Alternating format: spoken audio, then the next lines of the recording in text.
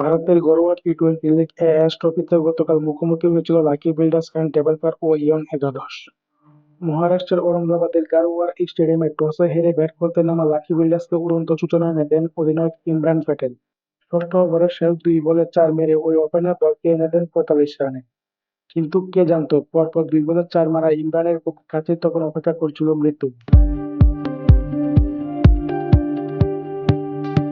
টানা 2-4-এর পর মাঠের বাইরে থাকা সতীর্থরা যখন আনন্দিত, মাঠে থাকা প্যাটেল অসুস্থ বোধ করতে শুরু করেন।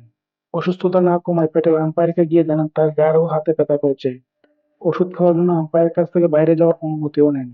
আম্পায়ার তাকে অনুমতি দিয়ে ধাপ করে হাসপাতালে যাওয়ার পরামর্শ দেন। কিন্তু মাঠ ছেড়ে যাওয়ার সময় বাউন্ডারির কাছে গিয়ে লুটিয়ে পড়েন প্যাটেল।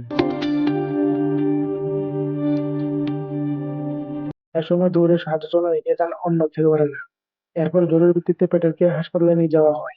কিন্তু চেষ্টা করেও শেষ পর্যন্ত আর বাঁচানো যায়নি তাকে। সবাইকে সুখের সাগরে ভাসিয়ে অন্যলোকে পাড়ি জমান ছত্রপতি সম্রাট শ্রীনগরের উদীয়মান ক্রিকেটার। প্যাটেলের মৃত্যুতে স্থগিত হয়ে যায় ম্যাচ। এখন স্কোর কার্ডে তার নামের পাশে 18 বলে 3-4-এ অপরাজিত 22 রান, যা সবসময় এমনই থেকে যাবে।